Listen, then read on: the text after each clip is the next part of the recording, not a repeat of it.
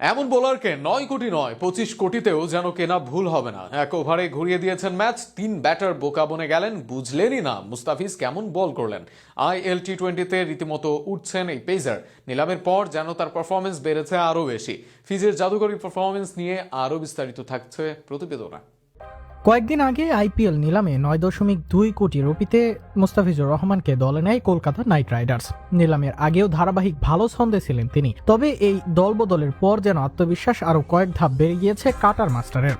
মাঠে তার প্রতিফলনও মিলছে স্পষ্টভাবে। সাম্প্রতিক ম্যাচে শুরুটা খুব একটা সুখকর না হলেও মাত্র এক ওভারেই ম্যাচের মোড় ঘুরিয়ে দেন এই বাঁহাতি পেসার। ইনিংসের দ্বিতীয় ওভারে বোলিংয়ে এসে কিছুটা চাপে পড়েন মুস্তাফিজ। একটি 4 ও একটি ছক্কা হজম করে সেই ওভারে 13 রান দেন তিনি।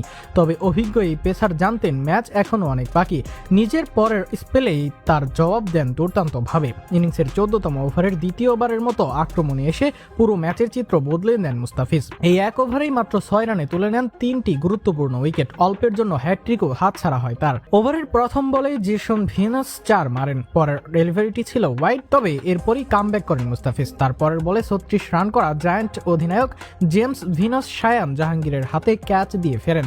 তৃতীয় বলে 1 রান নেন কায়েল মায়ার্স। এরপর টানা 2টি ডেলিভারিতে আজমাতুল্লাহ উমরজাই ও শন ডিকসনকে বোল্ড করে কার্যত ধস নামান প্রতিপক্ষ শিবিরে। দলের হয়ে সর্বোচ্চ 43 রান করেছিলেন উমরজাই, আর ডিকসন ফিরেছেন রানের খাতা না খুলেই। ওভারের শেষ বলে মার্ক আডায়েরও কোনো রান করতে পারেনি। 18তম ওভারে আবার বোলিংয়ে এসে 11 রান দিলেও শেষ ওভারে মুস্তাফিজ ছিলেন বেশ নিয়ন্ত্রিত।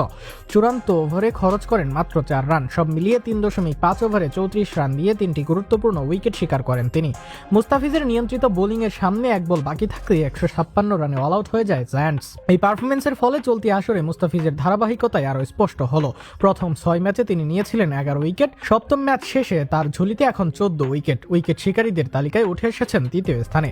তালিকার শীর্ষে রয়েছে তারই সতীর্থ আফগান স্পিনার ওয়াকার সালামখিল। 7 ম্যাচে যার উইকেট সংখ্যা 15। ফর্মে থাকা মুস্তাফিজের এই উত্থান নিঃসন্দেহে কলকাতার জন্য বড় স্বস্তির খবর।